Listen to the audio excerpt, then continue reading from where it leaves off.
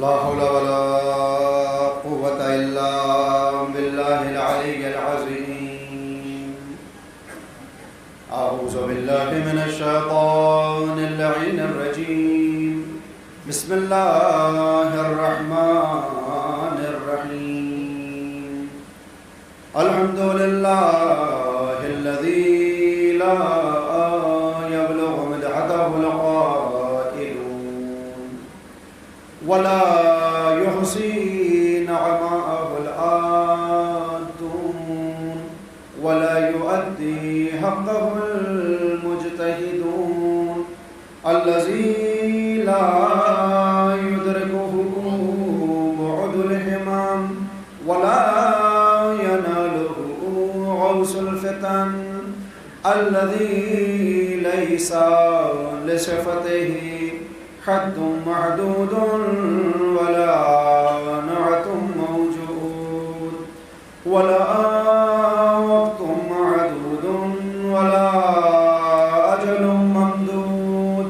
فطر الخلائق بقدرته ونشر الرياح برحمته وودد بالصخور ميدان أرضه. ثم الصلاة والسلام على النبي المكي المدني الأمي القرشي الحاشمي النبطهي التحامي أصله وسيل وفرحه طويل وقلبه كهيل وخلقه وزين المعلن الحق بالحق بالقاسم محمد صل على محمد وآل محمد وعلى أهل بيته الطيبين الطاهرين المعصومين المظلومين المنتجبين المنتخبين الذين أذهب الله عنهم الرجس وطهرهم تطهيرا. اللهم صل على محمد وآل محمد. ولعنة الله على أعدائهم من الآن إلى قيام يوم الدين. أما بعد فقد قال الله سبحانه تبارك وتعالى في محكم كتابه الحكيم وهو أصدق الصادقين وقوله الحق. بسم الله الرحمن الرحيم. الله يتوفى الأنفس حين موتها والتي لم تمت في منامها فيمسك التي قضى عليها الموت ويرسل الأخرى إلى أجل مسمى إن في ذلك لآيات لقوم يتفكرون. صل على محمد وآل محمد وعجل فرج. حاضر گرامی قدر معزز سامعین کرام اور حضرات مظلوم کربلا، رسالہ ثواب کی غرض سے منعقد یہ مجلس چہلم جسے خطاب کرنے کا شرف حاصل کر رہا ہوں. آغاز مجلس میں خداوند عالم سے دعا گو ہوں میرے اللہ، تجھے واسطہ ہے تیری رحمتوں کا، تجھے واسطہ ہے تیرے وعدہ مغفرت کا، مرحوم کے جن کے درجات بلند ہیں ان کو بلندر فرما. بارہ الہ اس مجلس سے سرکار سید الشہداء کے واسطے اس میں پڑھی جانے والی آیات قرآنی، انبیاء الہی کے فرمودات، ائمہ عظام کی نصیحتیں اور ذکر مصائب شہداء کربلا علیہ السلام کے صدقے اور واسطے سے مرحوم کے گناہان کبیرہ اور گناہان صغیرہ سے درگزر کرتے ہوئے جوار رحمت اور جوار معصومین عنایت فرما. ثانیاً میں اپنی طرف سے اور آپ تمام حاضرین و ناظرین و سامعین کی طرف سے مرحوم کے ورثاء کی خدمت میں پرسہ اور تسلیت پیش کرتا ہوں. قرآن کریم سے ایک آیت جو عام طور پر ایصال ثواب کے مجالس میں قرأت و تلاوت کرتا ہوں. ترجمہ کچھ اس طرح سے ہے کہ پروردگار اپنا نام لے کر کہتا ہے کہ اللہ یتوفی الانفس حین موتہا، اللہ وہ ہے کہ جو تمہارے نفسوں کے اوپر وفات طاری کرتا ہے کہ جب تمہارے اوپر واقعی موت طاری ہو جائے۔ واللتی لم تمت فی منامہا، اور پروردگار اسی طرح سے نیند کے وقت بھی تمہارے نفسوں کے اوپر وفات طاری کرتا ہے، اس فرق کے ساتھ کہ یمسک التی قضا علیہ الموت، جن کا موت کا وقت آ چکا ہوتا ہے اللہ ان کی ارواح کو اپنے پاس اور روک لیتا ہے۔ وَيُرْسِلُ الْأُخْرَى إِلَىٰ أَجَلٍ مُّسَمًّى، باقی ماندہ ارواح کو بھیجتا ہے ایک وقت خاص تک کے لیے۔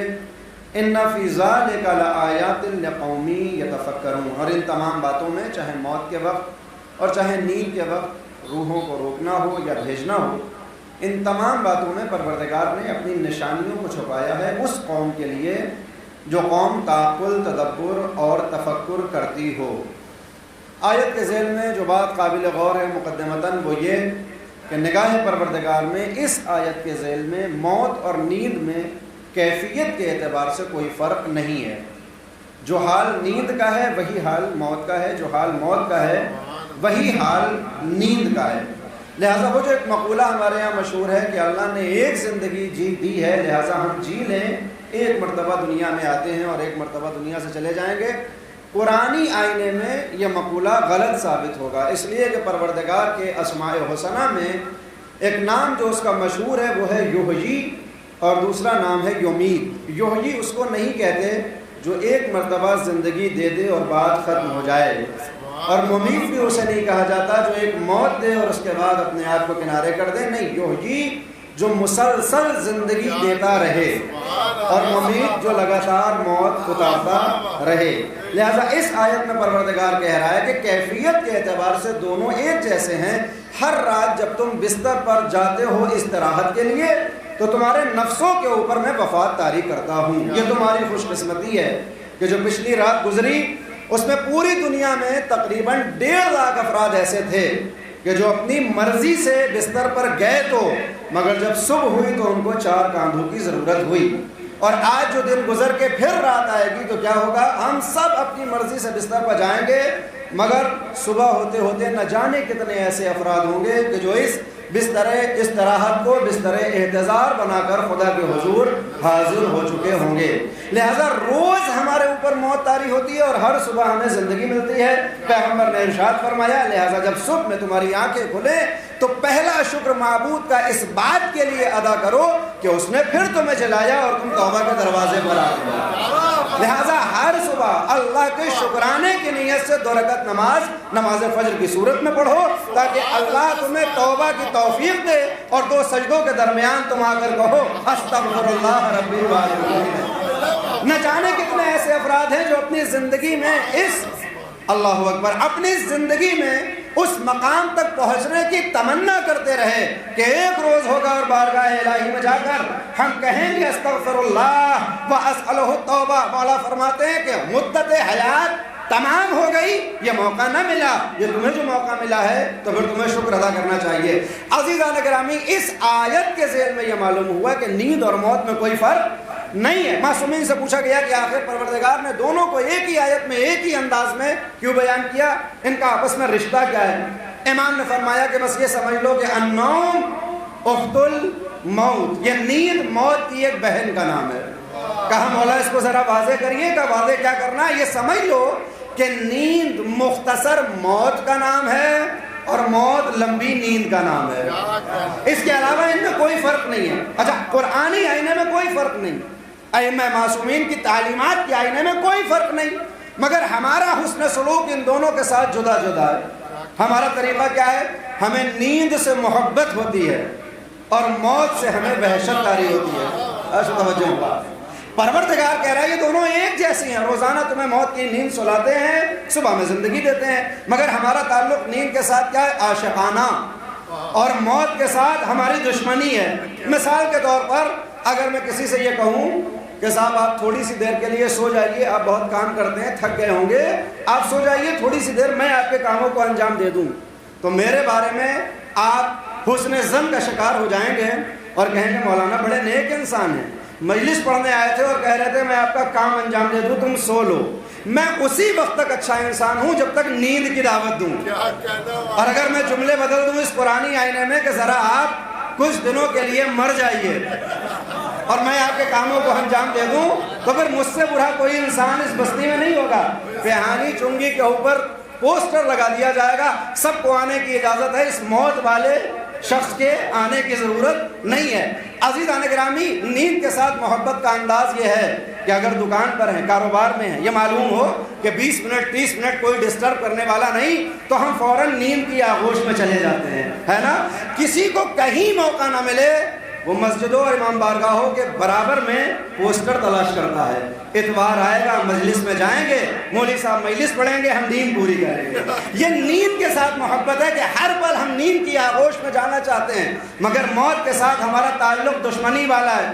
اور عزیزان گرامی، اگر آپ کو یہ شک ہو اس بات پر کہ موت کے ساتھ ہمارا تعلق دشمنی کا نہیں ہے، تو ابھی کہیں نکاح ہو رہا ہوگا، اور جب نکاح کی سیج سجا دی جائے اور آپ سے کہا جائے بسم اللہ حدیث قصہ پڑھیے، تو آپ حدیث قصہ کو جیب میں رکھیے گا اور سورہ یاسین کی تلاوت شروع کر دیجیے گا۔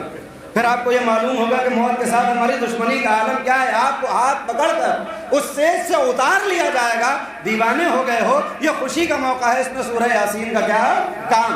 اس لیے کہ ہم نے تو بانٹ دیا نا قرآن کریم کو، ہم نے تو طے کر لیا ہے کہ خوشی میں کیا پڑھا جائے اور غمی میں کیا پڑھا جائے۔ یاسین کو ہم نے مردوں کے ساتھ پیوستہ کر دیا، ہم نے سورہ یاسین کو مردوں کا سورہ بنا دیا۔ اللہ اکبر، اللہ اکبر۔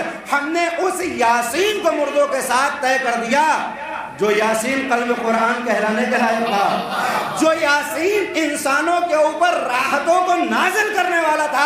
پیغمبر نے فرمایا کہ دیکھو، جب تمہارے نزاع کا عالم آ جائے، جب وقت مرگ آ جائے تو بڑا سخت وقت ہوتا ہے۔ پیغمبر اسلام نے کہا تھا اللہم انی اعوذ بسکرات الموت، اے میرے پروردگار، پیغمبر کا وقت آخر ہے، پیشانی کے اوپر بار بار پسینہ آ رہا ہے۔ مولا کائنات سے کہتے ہیں کہ کاسے آب لے کر آؤ، کوئی نہ تھا، مولا کائنات تنہا کاسے آب لے کر آئے۔ پیغمبر نے ترشح کرنا شروع کیا، پانی کو چہرے پہ ڈالنا شروع کیا۔ علی نے سوال کیا مولا کیا واقعی بڑا سختی کا عالم ہوتا ہے؟ تو کیا فرمایا پیغمبر نے؟ اللہم، کون ہے یہ جو مرکز خلقت کائنات ہے، وہ کہتا ہے اللہم انی اعوذ بسکرات الموت، اے میرے پروردگار، میں اس سکرات موت سے، اس نزاع کے عالم سے، اس پریشانی کے عالم سے تیری پناہ میں آنا چاہتا ہوں۔ یہ سکرات موت ہے۔ پیغمبر نے فرمایا جب سکرات موت، وجاءت، سورہ قاف، وجاءت سکرۃ الموت بالحق ذالک ما کنت منہ تحید، کہ جب وہ موت کی غنودگی آئے گی حق و حقیقت کے ساتھ، یہ وہی ہے جس سے تم زندگی بھر فرار کیا کرتے تھے، آ جائے گی موت کی غنودگی۔ یہ جو نزاع کا عالم ہوگا، یہ جو سختی کا عالم ہوگا، پیغمبر نے فرمایا بڑی سختی ہوگی، تمہاری روح تمہارے جسم کو چھوڑنے پہ آمادہ نہ ہوگی۔ جب کبھی ایسا ہو تو دو کام کرنا۔ پیغمبر ارشاد فرما رہے ہیں کیا کرنا؟ کہ دیکھو، پہلا کام تو یہ کرنا کہ اس مرنے والے کی روح جب قفس منصری سے پرواز کرنے سے انکار کر دے تو راحت کے لیے سورہ یاسین کی تلاوت کرنا۔ کہا جو توجہ ہو رہا، راحت کے لیے سورہ یاسین کی تلاوت کرو۔ کہا دوسرا عمل کیا ہے؟ کہ صاحب اس کو وہاں لے جا کر لٹا دو جہاں یہ نمازیں پڑھتا تھا۔ ہم متوجہ ہیں نا کہ دیکھیں، نمازوں کے تعلق سے جماعت کی نماز میں اور گھر کی نمازوں میں ایک بنیادی فرق ہے۔ حکم یہ ہے کہ جب آپ گھر میں نماز پڑھتے ہیں، کہا توجہ، جب آپ گھر میں نماز پڑھتے ہیں تو آپ کی ایک مخصوص جائے نماز ہو، ایک جگہ ہو جہاں پر آپ نماز پڑھتے ہو۔ ہر جگہ، ہر کمرے میں نماز نہ پڑھی جائے، یہ آداب نماز میں ہے۔ ایک خاص جگہ ہو جہاں آپ سجدے کرتے ہو، جہاں آپ نماز پڑھتے ہو۔ لیکن جب آپ مسجد میں جائیے تو طریقہ بدل جائے گا۔ حکم کیا ہے؟ کہ جگہ بدل بدل کے نماز پڑھو۔ کیسے توجہ ہوا؟ حالانکہ ہمارا جو تعلق ہوتا ہے اس نصیحت کے تعلق سے بالکل برعکس ہوتا ہے۔ مسجد میں ہم اپنی جگہ ریزرو کر لیتے ہیں، جگہ تو چھوڑیے، اگر کوئی ہماری پسندیدہ تسبیح کو پہلے سے آ کر لے لے تو 3 رکعت مغرب کی اسی میں گزر جاتی ہے کہ کل 2 منٹ پہلے آؤں گا، اپنی تسبیح نہ لے جانے دوں گا۔ حالانکہ حکم کیا ہے کہ سب آپ جب مسجد میں نماز پڑھیں تو جگہ کو بدل بدل کے نماز پڑھیں۔ کیوں؟ تاکہ روز محشر جب شفاعت کا دروازہ کھلے تو مسجد کے ہر گوشے سے آواز آئے میں شفاعت کے لیے حاضر ہوں، یہاں پہ سجدہ کیا۔ اس گوشے سے بھی آواز ہے، اس گوشے سے بھی آواز ہے۔ حکم یہ ہے کہ مسجد میں جگہ بدل بدل کے نمازیں پڑھو، گھر میں خاص جگہ پر۔ کہا کیوں؟ کہا صاحب پہلا کام کیا تھا کہ سورہ یاسین کی تلاوت کرو، دوسرا اس جگہ پہ نماز پڑھو جہاں یہ گھر، اس جگہ پر لے جا کر رکھ دو جہاں یہ گھر میں نماز پڑھتا تھا۔ کیوں؟ کہا اس لیے کہ جس نے اس جگہ کے اوپر چند برس تک اللہ کی عبادت کر لی ہو، توجہ ہوا، اگر میرے جیسا گناہگار گھر کے کسی ایک خاص گوشے میں چند برس نماز پڑھ لے تو حکم رسول اللہ ہے مرتے وقت اس کو یہاں لا کر لٹا دو، اس لیے کہ پروردگار اس جگہ میں یہ صلاحیت پیدا کر دیتا ہے کہ جب روح قفس منصری سے پرواز کرنے سے انکار کرے تو اس کو وہاں پر لا کر لٹایا جائے۔ یہ جگہ نمازوں کی بنیاد پر اب شفا کا ایک مقام بن چکی ہے، یہ شفا کا مقام بن چکی ہے، لہذا روح آسانی سے نکل جائے گی۔ اب آپ کے مذاق کا جملہ کہہ دوں، عزیزوں میرے جیسا اگر ایک گناہگار چند برس کسی جگہ پر سجدے کر لے تو پروردگار اس جگہ کو شفا کا مقام بنا دیتا ہے۔ وہ دشت کربلا جہاں اکبر نے سجدے کیے ہوں، جہاں عباس نے سجدے کیے ہوں، جہاں پر حسین نے پوری رات عبادت میں بسر کی ہو، اگر اس سرزمین کو خاک شفا بنا دیا جائے تو تعجب۔ صلوات بھیج دیں پر محمد والے۔ اللہم انی اعوذ بسکرات یا حسین، لبیک لبیک یا حسین، لبیک لبیک یا حسین، لبیک حیدری حیدری یا نعرہ صلوات۔ اللہم صلی علی محمد و آل محمد۔ تو عزیزان گرامی، اس سکرات موت کے وقت کی پیغمبر نے یہ کہہ دیا تھا کہ راحت کے لیے سورہ یاسین پڑھا جائے، لہذا ہم نے کیا کہا کہ صاحب یہ یاسین مردوں سے متعلق ہے، اس یاسین کا کام ہے موت کو لانا۔ اللہ اکبر۔ عزیزان گرامی، یاسین موت نہیں لے کر آتا، راحتیں لے کر آتا۔ یاسین کے ذریعے کسی کے اوپر موت طاری نہیں ہوتی، موت کی سختیاں کم ہو جاتی ہیں۔ جانتے ہیں موت کی سختیاں؟ جب صادق آل محمد سے پوچھا گیا مولا اس موت کی سختی کا عالم کیا؟ کہا 1000 ضربے تمہاری پیٹھ پر مارے جائیں جو تکلیف اس وقت ہوتی ہے، اس سے زیادہ وہ تکلیف کا وقت ہوتا ہے جب تمہاری روح کو تمہارے بدن سے دور کیا جاتا ہے۔ اللہ اکبر۔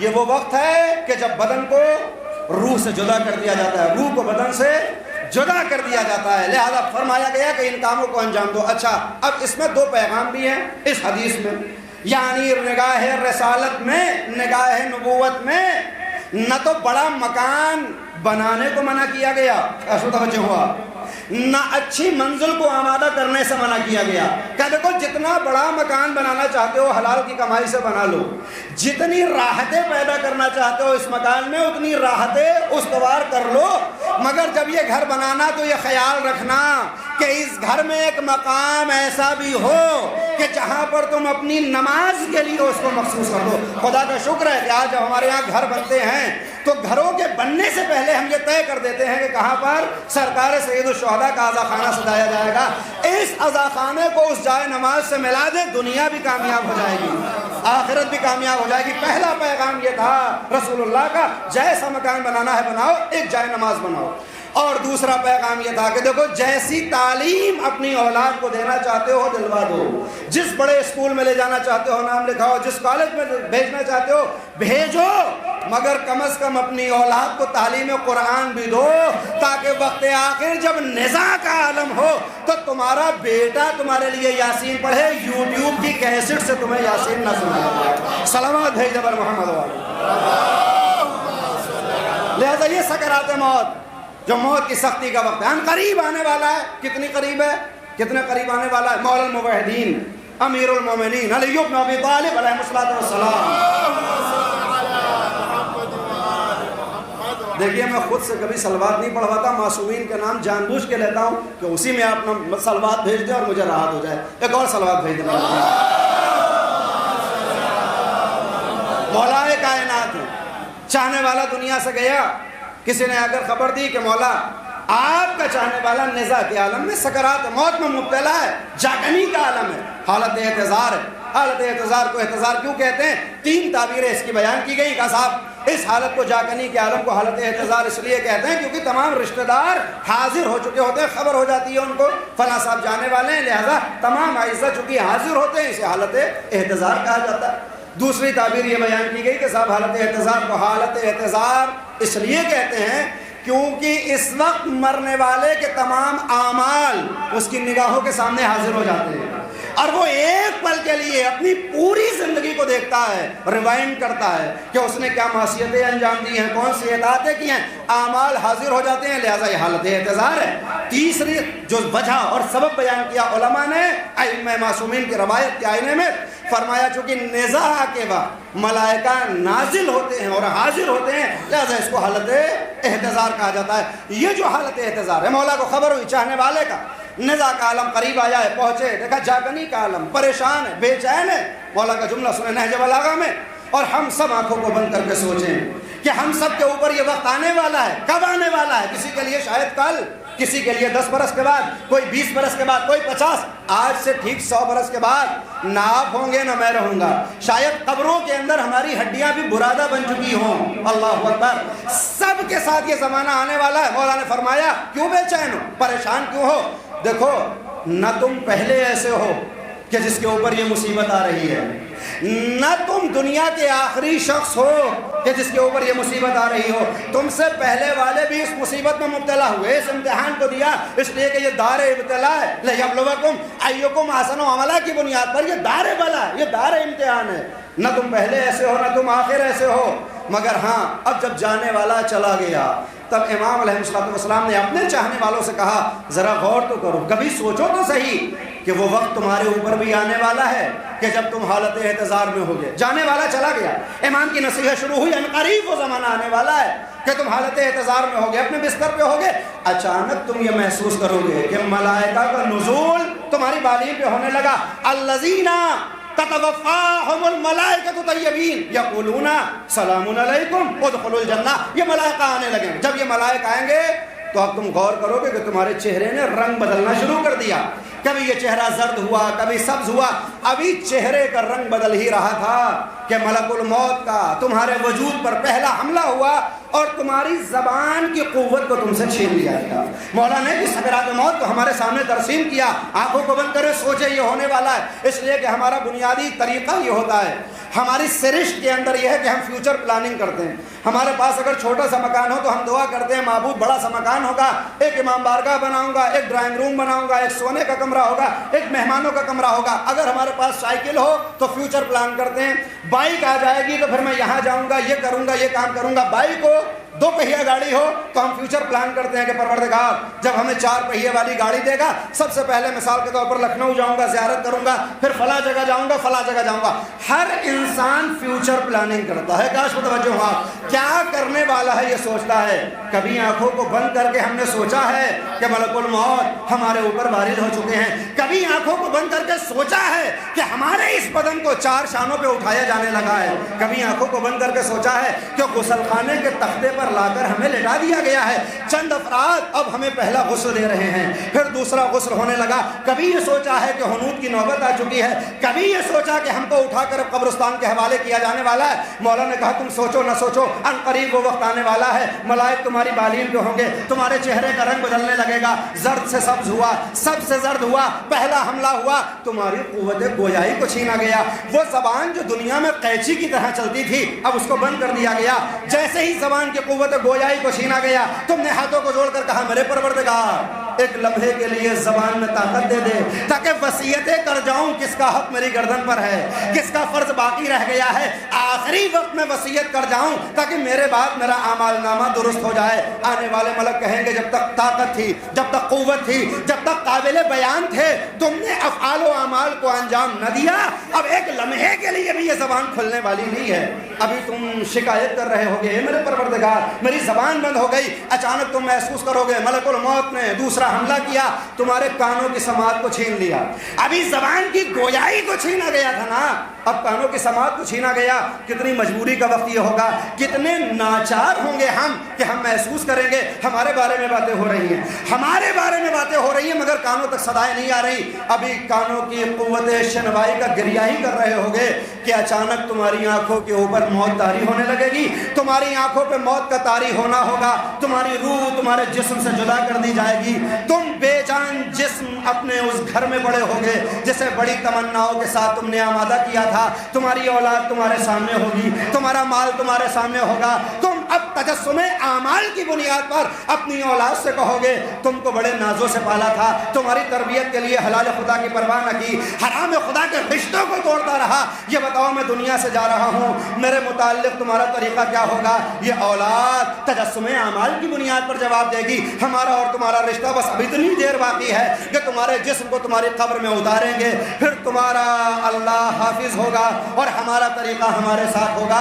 یہ مرنے والا دیکھے گا کہ وہ اولاد کے جس کے لیے اللہ کی معصیت کی پرواہ نہ کی, اطاعت کا کبھی گمان نہ کیا, اب وہ ساتھ چھوڑنے والی ہے, مال کی طرف متوجہ ہو جائے گا. کون کہہ رہا ہے؟ یہ کوئی خطابت نہیں, نہج بلاغہ میں خطیب نہج بلاغہ کہہ رہا ہے. مرنے والا مال سے متوجہ ہوگا, تیرے حصول کے لیے میں نے بڑے بخل سے کام لیا, میں نے کیا کیا نہ کیا تاکہ تجھے جمع کروں, ذرا بتا تو صحیح میرے کتنے کام آنے والا ہے. تجسم اعمال کی بنیاد پر مال آواز دے گا اب میرے میں سے تمہارا بس اتنا حصہ ہے کہ بازار سے کفن خرید لیا جائے اور تمہارے حوالے کر دیا جائے. عزیزان گرامی, معصوم فرماتے ہیں اپنی زندگی میں وصیت نامہ تیار کر لو, اس لیے کہ جب تم وصیت نامہ آمادہ کرو گے تو تم دیکھو گے, جب تم وصیت نامہ آمادہ کرو گے تو تم دیکھو گے کہ تمہارے مال میں سب کا حق ہے سوائے تمہارے. یہی ہے نا, مال ہمارا ہوگا, وصیتیں ہوں گی, اس بیٹے کو اتنا عطا کر دیا جائے, اس بیٹی کے حوالے یہ مکان کر دیا جائے, اس عزیز کو یہ دولت دے دی جائے, اس رشتہ دار کو وہ حالت دے دی جائے, یعنی سب کا حصہ ہوگا سوائے تمہارے. مال کہے گا بس اتنا حصہ ہے کہ کفن خریدا جائے, قبر کے حوالے کر دیا جائے. ابھی تمہیں دنیا سے گئے ہوئے چند گھنٹے ہوں گے, وہی اولاد جو کبھی رخساروں کا بوسہ لیتی ہے, کبھی پیشانی کا بوسہ لیتی ہے, وہی کہتی ہوئی نظر آئے گی اس جنازے کو لے کر جاؤ, باڈی ڈیکمپوز ہونے لگی ہے, جنازہ سڑنے لگا ہے, کہیں ایسا نہ ہو کہ اس کے تعفن سے دوسرے مریض ہو جائیں اور اب تمہیں اس قبر کے گڑھے میں لا کر رکھ دیا جائے گا. اب تم ہوگے اور تمہاری تنہائی ہوگی, اب تم ہوگے تمہاری تنہائی, تم اپنی اولاد کا شکوہ کرو گے, تم اپنے مال کا شکوہ کرو گے. اچانک دیکھو گے ایک زیبا جوان صورت تمہارے سامنے ظاہر ہوا, پریشان نہ ہونا, گھبرانا نہیں, تمہارے مال تمہارے کام نہ آیا, تمہاری اولاد تمہارے کام نہ آئی, مگر آج ہم تمہارے کام آنے والے ہیں. ذرا بتا تو صحیح کہ جب سب چھوڑ کر جا چکے ہیں تو کیسے کام آئے گا؟ کہ ہم وہ اعمال حسنہ ہیں جس کو تو نے دنیا میں انجام دیا تھا, ہم وہ نیک اعمال ہیں جس کو تم دنیا میں انجام دیتے تھے, آج تمہارے کام آنے والے ہیں. اور اب عزیزوں کیا ہوگا؟ ہمارے لاشیں کو ہماری قبر میں اتارا جائے گا, مسلمان چند مٹھی خاک کے ہمارے جسم کے اوپر, ہمارے وجود کے اوپر ڈالیں گے اور اب واپس ہونے لگیں گے. اے اللہ اکبر, آپ غور فرمائیں کون واپس ہوگا؟ وہ دوست کہ جو رات کی تاریکی میں 11-12 بجے کہیں مل جائے اور چائے کی دکان کھلی ہو تو کب 2:30 بج جائے محسوس ہی نہ ہو. وہ دوست و احباب جو روزانہ 2-2, 2:30 بجے تک ہم سے گفتگو کرتے ہیں, ہمارے ساتھ رہتے ہیں, ان کا رشتہ اس وقت ختم ہو جائے گا جب ہمیں قبر میں لا کے رکھا جائے.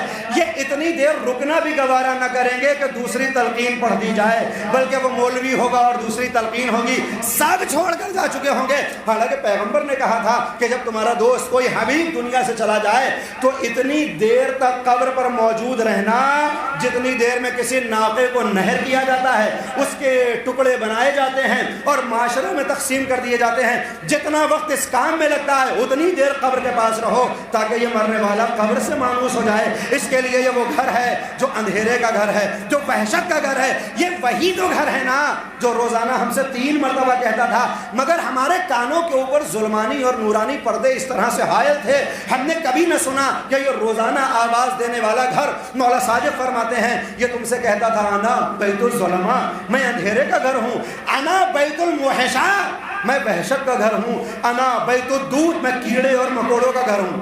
اللہ اکبر, یہ وہ قبر ہے جو خود آواز دیتی ہے روزانہ. ہمارے کانوں تک یہ آواز نہیں آتی, مگر مولا فرماتے ہیں روز آواز آتی ہے, انا بیت الظلمہ, میں اندھیرے کا گھر ہوں. عزیزو, اگر ہمارے پاس 2 مکان ہوں, ایک مکان میں ہم زندگی گزارتے ہوں, رہتے ہوں, دوسرا مکان خالی پڑا ہو, کوئی نہ رہتا ہو, 10 برس سے یہ مکان بند ہو, آپ واپس آئے اور آپ نے یہ محسوس کیا کہ 10 برس سے یہ مکان بند تھا, ذرا دیکھوں کہ اندر کے حالات کیسے ہیں. چونکہ 10 برس سے مکان بند ہے, کاش متوجہ ہوا, 10 برس سے بند ہے نا, لہذا نہ لائٹ کا انتظام ہوگا نہ روشنی کا. آپ کیا کریں گے؟ اندھیرے گھر میں جانے کے لیے روشنی کا انتظام کریں گے, چراغ جلائیں گے, شمع خریدیں گے, کچھ نہ ہوگا تو موبائل کی ٹارچ جلائیں گے تاکہ اندھیرے گھر میں وارد ہونے سے پہلے اجالے کا انتظام کر جاؤں. عزیزان گرامی, اگر ہمارا مکان 10 برس سے بند ہو تو ہم اجالے کا انتظام پہلے کرتے ہیں. یہ مکان قبر کی صورت میں کتنے برس سے بند ہے کبھی سوچا ہے؟ جتنے برس کا ہمارا وجود ہے اتنے برس سے یہ مکان بند ہے. ہم کو نہیں معلوم ہے ہماری قبر کہاں ہے, ہم کو کہاں دفن کیا جانا ہے. علم پروردگار میں تو محفوظ ہے نا کہ ہماری قبر کون سی ہے, ہمارا دائمی گھر کون سا ہے. جتنے برس کا ہمارا وجود ہے اتنے برس سے یہ قبر بند ہے. اور روزانہ کہتی ہے انا بیت الظلمہ, میں اندھیرے کا گھر ہوں, اجالا لے کر آنا. انا بیت الموحشہ, میں وحشت کا گھر ہوں. کوئی مکان 10 برس سے بند ہو, چراغ نہ جلائے جاتے ہوں تو توہم یہ ہے, حقیقت نہیں ہے. وہم یہ ہے کہ 40 دن اگر کسی گھر میں چراغ نہ جلایا جائے تو وہاں سایہ ہو جاتا ہے, حالانکہ ایسا کچھ نہیں ہوتا. مگر توہم یہی ہے کہ 40 دن چراغ نہیں جلایا تو سائے ہو جاتے ہیں. اب سوچئے جو 10 برس سے مکان بند ہو, جہاں اندھیرا نہ ہو, تو اب یہاں وحشت بھی ہوگی نا. اس مکان کو کھولنے کے لیے آپ کے اوپر وحشت داری ہوگی. آپ کیا کریں گے؟ اپنے کسی بھائی سے کہیں گے, کسی عزیز سے کہیں گے, کسی دوست سے کہیں گے میں اپنا مکان کھولنے والا ہوں, 10 برس سے بند تھا, میرے ساتھ چلو تاکہ میری وحشت کم ہو جائے, میرے ساتھ چلو تاکہ میری دہشت کم ہو جائے. عزیزان گرامی, اگر دنیا کا مکان 10 برس بند ہو جائے تو ظلمت کو مٹانے کے لیے چراغ لے کر جاتے ہیں, وحشت کو ختم کرنے کے لیے مونس و یاور لے کر جاتے ہیں. یہ قبر جو روزانہ کہہ رہی ہے انا بیت الظلمہ, میں اندھیرے کا گھر ہوں, انا بیت الموحشہ, میں وحشت کا گھر ہوں, اے میرے پروردگار کیا انتظام کر کے جائیں. کہا دیکھو یہ قبر کا اندھیرا دور کرنا ہے نا. دنیا میں چراغ لے کر جاتے تھے, قبر میں روشنی کے لیے عقیدے کے چراغ لے کر جانا. کبھی توحید کا چراغ, کبھی عدالت کا چراغ, کبھی نبوت و امامت کا چراغ ہوگا, قبر کی تاریکی دور ہو جائے گی. اے میرے پروردگار, یہ وحشت کا بھی مکان ہے, اس وحشت کو کیسے دور کروں؟ کہ دنیا میں وحشت مونسوں سے دور ہوتی ہے, دوستوں سے دور ہوتی ہے نا. لہذا اب جب اس وحشت کے مکان میں داخل ہونا تو نماز کی صورت میں مونس لے کر جانا, روزے کی صورت میں یاور لے کر جانا, حج کی صورت میں دوست لے کر جانا, تاکہ وحشت ختم ہو جائے. اے میرے پروردگار, عقیدے کے چراغ بھی لے کر چلا گیا, عمل کے مونس و یاور بھی لے کر چلا گیا. مگر یہ تیسری آواز بھی تو آتی ہے نا, انا بیت الدود, میں کیڑے اور مکوڑوں کا گھر ہوں. اے میرے پروردگار, ان سے بچنے کے لیے کیا کیا جائے؟ تو اب تجربے کی بات دیکھیے, جب بھی کبھی ہم کنہیں حشرات ارضی کے زہر سے بچنا چاہتے ہیں تو کوئی نہ کوئی ترکیب ضرور کرتے ہیں. مثال کے طور پر ہر سال سردی شروع ہوتے ہی نہ جانے کتنی بیماریاں آ جاتی ہیں, ملیریا آ گئی اور ڈینگو آ گیا, اور نام بدلا تو وہ ڈینگی ہو گئی. ہر انسان حشرات ارضی کے, زمین کے کیڑے اور مکوڑوں کے زہر سے بچنے کے لیے کچھ نہ کچھ ضرور کرتا ہے. کوئی مچھردانی کا انتظام کرتا ہے نا, کوئی اپنے گھر میں پہلے سے باقاعدہ طور پر فاگنگ کراتا ہے. جو کچھ بھی نہیں کر سکتا وہ بازار سے 100 روپے کا ایک اسپرے خریدتا ہے. کہ صاحب اس اسپرے میں کیا ہے؟ کہ اس میں زہر ہے. کہ اس زہر سے کیا ہوگا؟ کاش کو توجہ ہوا. کہ صاحب اس زہر سے ان مچھروں کے زہر کو ختم کر دیا جائے گا جو ہمیں ملیریا کے ذریعے نقصان پہنچا سکتے ہیں. لہذا معلوم یہ ہوا کہ زہر کو مارنے کے لیے کسی زہر مہرے کا انتظام کیا جاتا ہے, کسی زہر مہرے کا انتظام کیا جاتا ہے. آواز آئی ہے, قبر جو تم سے روزانہ کہتی تھی انا بیت الدود, میں کیڑے اور مکوڑوں کا گھر ہوں. دیکھو, اگر تم زمین کے حشرات ارضی کے زہر سے بچنا چاہتے ہو, ان کیڑے اور مکوڑوں کے زہر سے بچنا چاہتے ہو, تو دنیا میں جب تک اللہ نے تمہیں زندگی دی ہے اپنے وجود سے حسد کا زہر دور رکھنا, بغض کا زہر دور رکھنا, اناد کا زہر دور رکھنا, کفر و شرک کا زہر دور رکھنا. اگر اس زہر سے اپنے آپ کو بچاتے چلے گئے, قبر میں زہر مہرہ تمہارے حوالے ہوگا. اب قبر کے حشرات ارضی تمہیں نقصان نہ پہنچائیں گے. عقیدت کے چراغ, اعمال کے مونس, اخلاق کے یاور لے کر جائیں گے.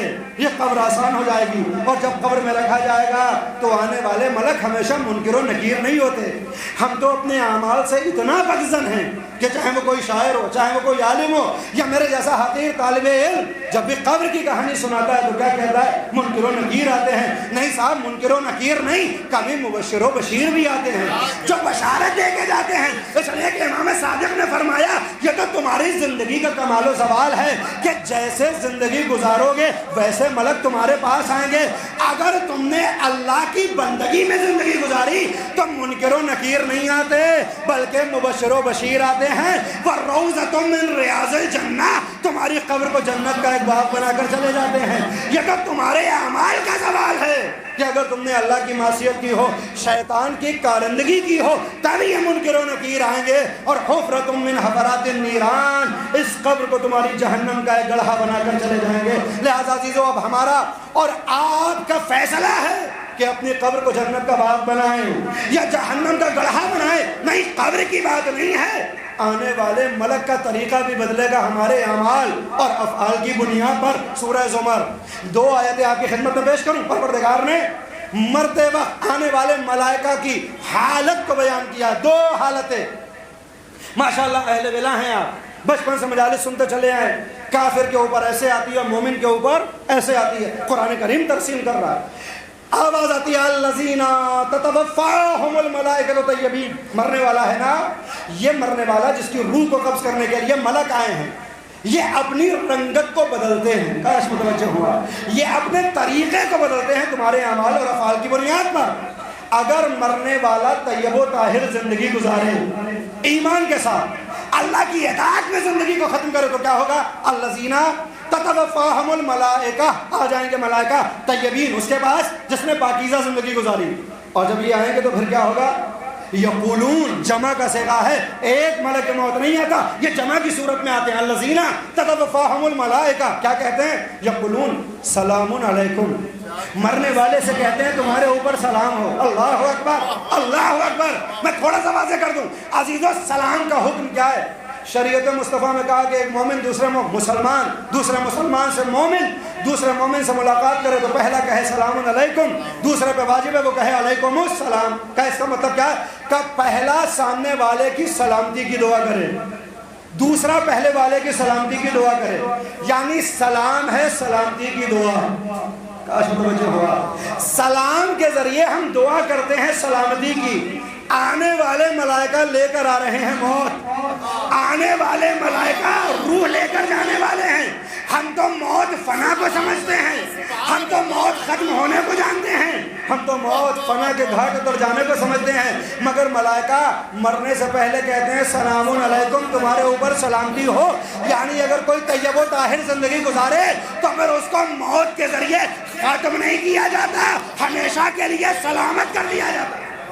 سلام علیکم، تمہارے اوپر سلام ہو۔ اچھا، صرف سلام پہ بات رکتی نہیں ہے، پھر یہ کیا کہتا ہے؟ ادخلوا الجنہ، جنت میں داخل ہو جاؤ۔ عجیب و غریب ہے، ہمارا بنیادی عقیدہ یہ ہے کہ جنت کا فیصلہ قیامت میں ہوگا، جو یوم الحسرہ ہے، جو یوم الندامہ، 70 نام قرآن کریم میں ہیں قیامت کے، ہر نام کی اپنی ایک تفسیر ہے۔ یہ تو لفظ قیامت 70 مرتبہ آ گیا، لہذا مشہور ہو گیا روز قیامت، وغیرہ 70 نام، یوم تبلی السرائر، یوم التغابن، یوم الحسرہ، یوم الندامہ، یوم الحساب، یوم الحشر، یہ سارے نام ہیں نا۔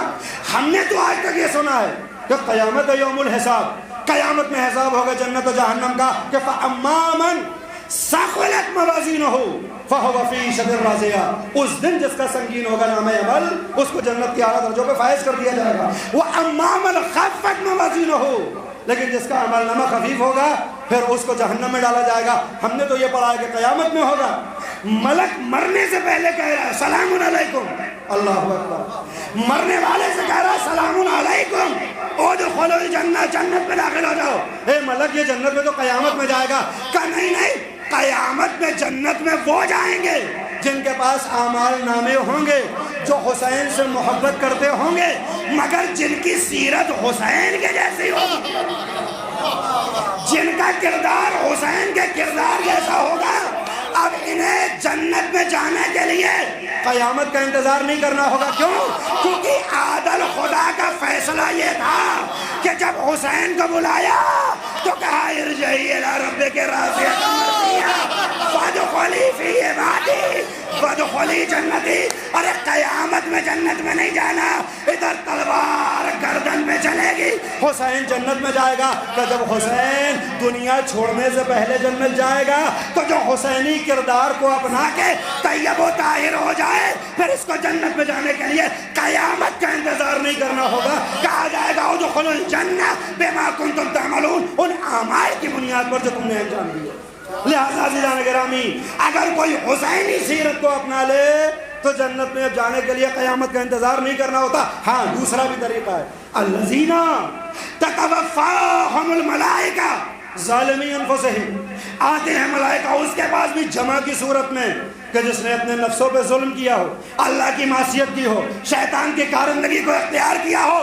جب ملک اس کے پاس آتے ہیں تو وہاں کیا تھا؟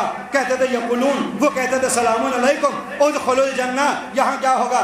جیسے ہی ملک آئیں گے اس کے پاس جس نے معصیت میں زندگی گزاری، فالقوا السلام، اب ملائک کچھ نہیں کریں گے، یہ خود کہے گا اپنے ہاتھوں کو اٹھا کر کہ ہم نے اپنے آپ کو تمہارے حوالے کیا. اللہ اکبر. یہ مرتے وقت جس نے اپنے نفسوں پہ ظلم کیا، فالقوا السلام. آپ فضاحت قرآنی کو تو دیکھیے کہ اگر سلام علیکم مومن کے لیے استعمال ہوا تو منافق اور کافر کے لیے بھی وہی سین لام میم ہے، مگر طریقہ بدل جائے گا. فالقوا السلام، وہاں سلام ہے، یہاں تسلیم ہو رہا ہے مرنے والا. اب جب یہ ملک کو دیکھے گا، اپنے آپ کو تسلیم کرے گا، تو ملک کچھ پوچھے گا نہیں، یہ خود کہے گا ما کننا نعلم من سوء، ہم نے تو کوئی برا عمل انجام ہی نہیں دیا. ملک کہے گا بلا، ہاں صحیح کہہ رہے ہو، ان اللہ خبیر بما تعملون، تم جو کہہ رہے ہو وہ اپنی جگہ، مگر جو تم نے کیا ہے وہ خدا جانتا ہے. اور اب ملک کیا کرے گا؟ وہاں آیا تھا تو کہتا تھا کہ جنت میں چلے جاؤ، یہاں منہ کے اوپر تماچے لگائے گا، روح کو نکالے گا اور جہنم کے گڑھوں میں ڈال دے گا. یہ دو طریقے ہیں. اگر طیب و طاہر طریقے سے زندگی گزاری تو جنت میں جانے کا حکم ملے گا. اچھا یہ بھی ایک عجیب بات ہے. اللہ اکبر. یہی بات آئیے، یہی سنا کے جاؤں گا. یہ بھی عجیب ہے نا کہ اگر کوئی نفاق کفر کے ساتھ زندگی گزارے تو اٹھائے گا جہنم میں ڈال دے گا، مگر طیب و طاہر زندگی گزاری ہو تو زبردستی جنت میں نہیں بھیجتا. اللہ اکبر، اللہ اکبر. زبردستی نہیں. ادخلوا الجنہ، ارے تم خود سے داخل ہو جاؤ. اب آپ تلاش کریں گے کہ ان کو زبردستی کیوں نہیں بھیجا جا رہا. پیغمبر کی وہ حدیث یاد آئے گی، روز محشر شفاعت کا دروازہ کھلے گا، شفاعت کا دروازہ بند ہوگا. جنت میں جانے والے جنت کی جانب بڑھ چکے ہوں گے، جہنم میں جانے والے جہنم کی جانب جا چکے ہوں گے. سارے فیصلے ہو چکے ہوں گے. ملائک دیکھیں گے عرش الہی کے گوشے میں چند افراد جمع ہیں، بھیڑ لگا کر جمع ہے. کیسے؟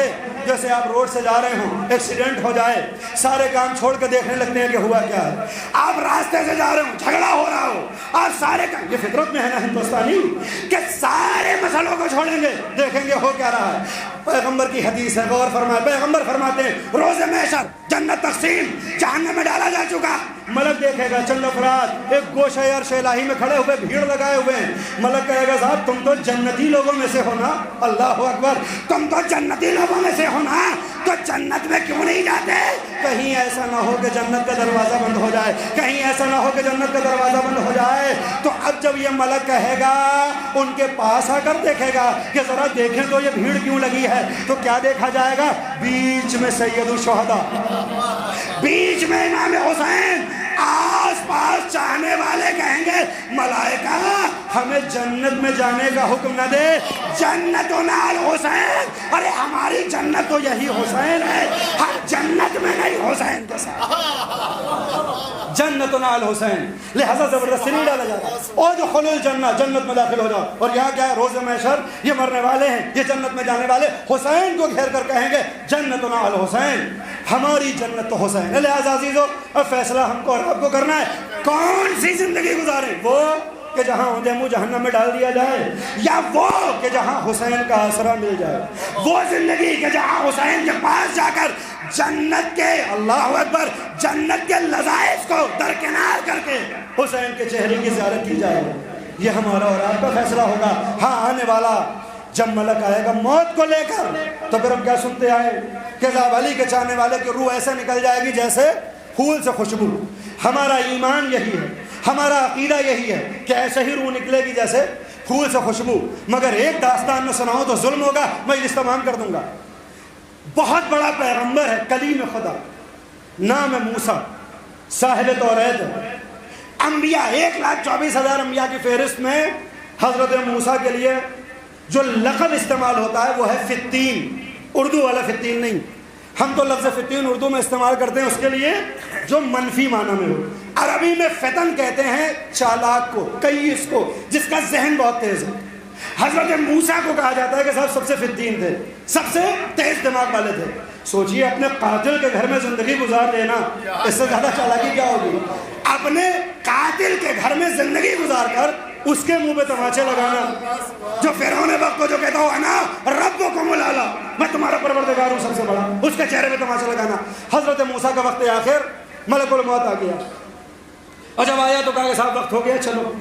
انہوں نے کہا اتنی جلدی آگے لینے کے لیے؟ کہا تو پھر سب کا وقت ہوتا ہے، جانا ہوگا۔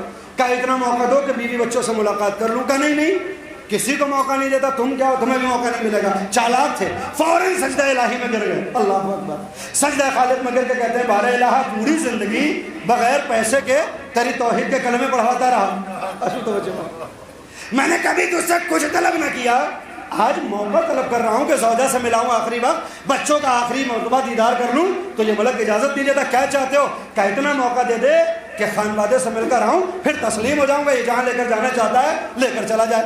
آواز آئی ملک الموت کو، اجازت دو یہ مل کر آ جائیں۔ موسیٰ زوجہ کے پاس پہنچے، بچوں کے پاس پہنچے، رخصت، اللہ رخصت آخر ہے، واپس آنے لگے یہ پیغام سنا کر کہ ملک الموت انتظار کر رہا ہے۔ زوجہ نے رونا شروع کیا، بچوں نے فریاد کرنا شروع کی۔ جیسے ہی بچوں نے رونا شروع کیا تو باپ ہے، حضرت موسیٰ کی آنکھوں سے بھی قطرے جاری ہوئے۔ آواز قدرت آئی، موسیٰ یہ کیا ہے؟ کہ معبود ڈر لگ رہا ہے کہ میرے بعد میرے بچوں کا کیا ہوگا۔ دیکھیں ایک باپ کا دل ہے نا، میں ڈر رہا ہوں میرے بعد میرے بچوں کا کیا ہوگا۔ کیوں؟ کہ اس لیے کہ میں مر جاؤں گا تو ان کی تربیت کون کرے گا؟ موسیٰ ہے۔ مر جاؤں گا، ان کی تربیت کون کرے گا؟ یہ موسیٰ ہے۔ کربلا میں مائیں اپنے بچوں کو آمادہ کرتی، باپ اپنے بیٹے کو، بیٹا اپنے باپ کو آمادہ کرتا۔ آواز قدرت آئی، موسیٰ کیا اب تک تمہارا خیال یہ تھا کہ تم ان کی تربیت کر رہے ہو؟ کیا تم یہ سمجھ رہے تھے کہ تم پال رہے ہو؟ ارے ہم رب العالمین ہیں، جیسے تمہاری زندگی میں پال رہے تھے تمہارے بعد بھی پالے جائیں گے، پلٹ کر آؤ، وقت تمام ہو رہا ہے۔ موسیٰ زوجہ سے رخصت ہوئے، بچوں سے خدا حافظ، ملک الموت کے پاس پہنچے، پوچھا کہ بھائی آمادہ ہیں؟ کہاں آمادہ ہیں؟ موسیٰ نے کہا یہ بتاؤ کیا کرو گے؟ کہا روح قبض کروں گا۔ کہاں سے؟ کہا ہاتھوں سے۔ روح، ہر انسان کی روح کسی نہ کسی عضو سے قبض ہونا شروع ہوتی ہے۔ موسیٰ نے کہا کہاں سے؟ کہا ہاتھوں سے۔ کہا ان ہاتھوں سے جن سے میں توریت کی تختیاں لکھتا ہوں۔ کہا ٹھیک ہے تو پیروں سے روح قبض کر لوں گا۔ کہا ان پیروں سے کہ جن پیروں سے چل کے کوہ طور پہ جاتا ہوں، ہزاروں مرتبہ داستان سن لی۔ کہا اچھا پھر پیر سے بھی نہیں تو زبان سے روح قبض کر لوں گا۔ کہا اس زبان سے جس سے میں اپنے اللہ سے باتیں کیا کرتا ہوں۔ پریشان ہو گیا ملک الموت، اس لیے کہ ملک ہے نا، انسان تو ہے نہیں، ملک تو روبوٹ کی طرح ہوتا ہے، جتنا فیڈ کر دیا گیا پروگرامنگ میں اتنا ہی اس کا انپٹ ہوگا آؤٹ پٹ ہوگا، جتنا انپٹ ہے اتنا آؤٹ پٹ۔ پریشان ہوا، بارہ الہ موسیٰ تو آنے کے لیے تیاری نہیں، کہا پریشان نہ ہونا۔ میکائیل کو آسمان سے زمین پہ بھیجا، ترنج لے کر حاضر ہوئے۔ ترنج یعنی نارنجی کی طرح دکھنے والا کوئی پھل، حضرت موسیٰ کے حوالے۔ موسیٰ اللہ کی طرف سے ترنج آیا ہے، استشمان کریے، روح کہاں سے قبض ہوگی آپ جانے اور اللہ جانے۔ حضرت موسیٰ نے ترنج لیا، استشمان کیا، روح قفس انصری سے پرواز کر گئی۔ اب یہاں تک آپ نے خاموشی سے سنا ہے، بچپن سے سنتے آئے ہیں کہ مومن کی روح ایسے نکلتی ہے جیسے پھول سے خوشبو۔ موسیٰ کی روح کیسے نکل رہی ہے؟ ترنج استشمان کیا، روح نکل کر گئی، پہلے آسمان پر پہنچی، والصافات صفا، ملائکہ صفے باندھ کر کھڑے ہیں استقبال کے لیے، موسیٰ کو سلام کر رہے ہیں، موسیٰ جواب دیتے ہیں۔ دوسرے آسمان پر پہنچے، سلام ہوا، جواب۔ تیسرا آسمان، سلام ہوا، جواب۔ چوتھے آسمان پر موسیٰ پہنچے، ملائکہ نے سلام کیا، موسیٰ نے جواب دیا۔ چوتھے آسمان پر رہنے والے ملائکہ نے کہا اے موسیٰ بڑی آسانی سے موت کی نیند سو گئے، بڑی آسانی سے تمہاری روح کو قبض کیا گیا، اب تم ذرا یہ بتاؤ کیف وجدت الموت، تم نے موت کو کیسا پایا؟ سب سے آسانی سے موت ہوئی ہے نا، کیف وجدت الموت، تم نے موت کو کیسے پایا؟ جواب سنیں، موسیٰ نے نظروں کو جھکایا، کشاتن تسلخ فہی حیہ، اس بکری کی مانند کہ جس کی زندگی میں اس کی کھال کو اس کے جسم سے ہٹا دیا جائے۔ موسیٰ کلیم خدا ہے، موسیٰ رسول خدا ہے، صاحب توریت و صاحب شریعت ہے، کہتا روح ایسے نکلی، تکلیفیں ایسے ہوئی جیسے بکری کے بدن سے زندگی میں اس کی کھال کو کھینچ لیا جائے۔ عزیزو اب اپنے اعمال نامے پہ نگاہ ڈالیں، اپنی زندگی کو دیکھیں، اپنے کردار کو دیکھیں، اپنے اعمال و افعال کو دیکھیں۔ اگر موسیٰ کے اوپر موت ایسے آنے والی ہے تو ہمارا حال کیا ہونے والا ہے، ہماری زندگی کیا ہونے والی ہے؟ کیا ایسا محسوس ہوگا جیسے خاردار درخت کے اوپر چادر کو، ریشمین چادر کو ڈالا جائے اور کھینچ لیا جائے، جو حال اس چادر کا ہونے والا ہے وہی تمہارے بدن کا ہونے والا ہے۔ لہذا آمادہ ہو جاؤ اس وقت کے لیے کہ جب ملک الموت تمہاری باری پہ ہوگا۔ ایسی زندگی گزارو کہ ملک سلام کرے اور تمہاری روح قفس انصری سے پرواز کر جائے۔ اور عزیزان گرامی، میں نے ختم کیا مجلس کو، کوئی یہ بھی نہ سوچے کہ صاحب پوری زندگی تو ہم نے گناہوں میں گزاری، پوری زندگی تو معصیت کرتے چلے گئے، اب سدھرے تو کیا فائدہ ہوگا۔ اور اس کے تصدیق کے لیے، تائید کے لیے وہ مصرع بھی پیش کیا جاتا ہے کہ جب آخری وقت میں کیا خاک مسلمان ہوں گے۔ پوری دنیا یہ سوچے تو سوچتی رہے، مگر کم از کم مجالس میں آنے والوں کو ایسا نہیں سوچنا چاہیے، اس لیے کہ ہم ان کی مجلسوں میں جاتے ہیں، ہمارا تعلق اس مکتب شہادت سے ہے کہ جس کے در پہ آنے والا اگر وقت آخر بھی آ جائے تو یہ اتنے کریم ہوتے ہیں کہ لعنت اللہ کے گڑھوں سے اٹھاتے ہیں، علیہ السلام کی وادیوں میں پہنچاتے ہیں۔ کوئی آئے تو حور کی طرح، کوئی آئے تو زہیر قین کی طرح، کوئی آئے تو وہب قلبی کی طرح۔ وہب قلبی کے اعمال کیا ہیں، زہیر ابن قین کا عقیدہ کیا ہے، حور کی زندگی کیا ہے، کوئی دیکھے۔ مگر جب اقرار جرم ہو گیا، احساس معصیت ہو گئی، ہاتھوں کو جوڑ کر کہتا ہے مولا کیا میری خطا معاف ہو سکتی ہے؟ تو اب یہ آپ غور فرمائیں کہ کہتا ہے کیا میری خطا معاف ہو سکتی ہے؟ اس میری کے اندر تھوڑا وزن ہے، کیوں؟ اس لیے کہ علماء اخلاق کا قانون یہ ہے، پوری زندگی توبہ ہے، مگر جب مرنے کا یقین ہو جائے تو توبہ کے دروازے بند ہو جاتے ہیں۔ حور آ تو رہا تھا حسین کی طرف، مگر یہ سوچ رہا تھا کہ اگر میں جاؤں گا حسین کے پاس، حسین کی طرف شہادت ہے، حسین کی طرف موت ہے، اور موت سے پہلے اگر میں توبہ کروں گا تو شاید قبول نہ ہو۔ لہذا ہاتھوں کو جوڑ کر کہتا ہے مولا کیا میری خطا اس موقع پر معاف ہو سکتی ہے؟ حسین نے چاہنے والے کے لیے علماء اخلاق کے قوانین کو توڑا کہ احساس جرم ہو جائے تو موت سامنے ہو تب بھی توبہ قبول ہوتی ہے۔ آؤ تو حور کی طرح، جیسے حور آیا ہے ویسے آؤ۔ کیسے آیا حور؟ جیسے ہی کہا مولا نے سینے سے لگا کے میں نے معاف کیا، میرے خدا اور رسول نے معاف کیا، تو حور نے کہا مولا میں تو تب مانوں گا جب مجھے مرنے کی اجازت مل جائے۔ حسین نے ایک مرتبہ روکا، سب کو روکتے تھے، کہا اتنی جلدی کیا ہے مرنے کی؟ مگر جیسے دوسری مرتبہ کہتا نہیں مولا میں تو تبھی سمجھوں گا معاف ہوا جب میں اپنی جان کو قربان کر دوں۔ حسین نے اجازت دی۔ سید العلماء فرماتے میں سوچا کرتا تھا آخر کیا وجہ ہے حسین سب کو روکتے تھے، حور کو نہیں روکا؟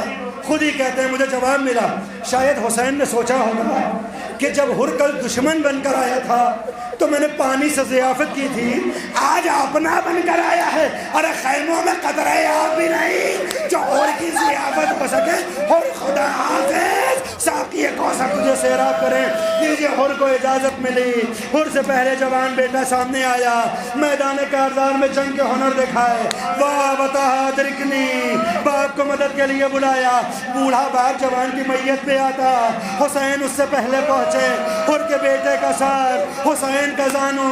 حور نے یہ منظر دیکھا، اے میرے آقا غلاموں کے سر آقا کے زانو پہ نہیں ہوتے۔ حسین تڑپ کے قاعدہ انسانی سمجھاتے ہیں، ارے جوان کی میت پر بوڑھے باپ نہیں آتے۔ مولا حور کا اتنا خیال، ابھی عصر عاشورہ سے پہلے جوان اکبر کی میت ہوگی، آپ کا زانو ہوگا، آؤ بنی ہاشم کے بچوں آؤ، اکبر کا جنازہ لے جاؤ۔ ارے کون آئے گا؟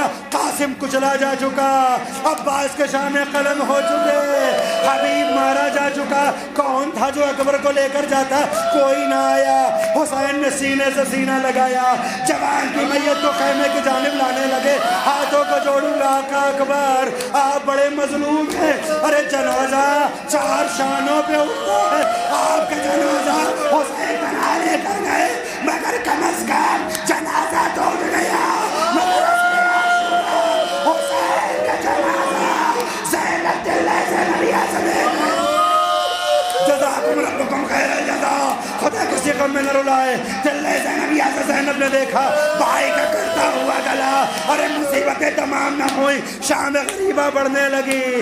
فضہ نے کہا زینب ارے تیرے بھیا کی خیر، اے فضہ کیسی خیر، میرے بھائی مارا جا چکا، عمر سعد نے حکم دیا ہے لاش کو پامال کیا جائے گا. عزیز و مصائب صرف تصور کرنے کی شے ہے. محسوس کریں اگر آپ راستے سے جاتے ہیں, گاڑی سے چلتے ہو, راستے میں کوئی مرا ہوا جانور مل جائے, کوئی مماثلت نہیں ہے, خاکم بدہاں. صرف تصور کریے اگر کوئی جانور سڑک پہ مرا ہوا ہو, آپ کی غیرت گوارا نہیں کرتی کہ آپ کی گاڑی کا ٹائر اس کے جنازے سے گزرے. یہ کیسے مسلمان تھے؟ فاطمہ کا گھوڑوں نے لاش کا پامال کیا. صبح عاشورہ تمام, اصل عاشورہ تمام, 11 محرم زین العابدین نے باپ کے جنازے کو دیکھا جو باپ کا جنازہ نہیں ہے, ایک امام باپ کا جنازہ. چہرے کا رنگ متغیر ہوا. زینب نے اپنے بلا کے گرایا. ارے زین العابدین پھوپھی کی طرح متوجہ ہوئے, مگر اب جو زینب نے حسین کا جنازہ مدینے کا روکیا. ایوہ النبی صلی علیہ ملک السماء حاضر حسین ملا مرمل بالدماء. اے میرے نانا مصطفیٰ, آپ کا مظلوم حسین خون بنایا, آزاد کاٹا گیا. اے زینب حسین کا امتحان تمام. کربلا سے کوفہ, کوفہ سے شام کی منزل, اب تمہارا امتحان. کوچا بکوچا, دیار بدیار, بے مقدم و چادر, شرابی ظالم قدرها وسيعلم الذين ظلموا أي منقلب ينقلبون. إنا لله وإنا إليه راجعون. رضا بقضائه وتسليما بأمره. مزید گزارش ہے کہ 3 مرتبہ سورہ اخلاص کی تلاوت فرما کر مرحوم قیصر حسین زیدی, ابن افسر حسین زیدی اور مجلس میں شرکت کرنے والے افراد تمام مقبولین کی ارواح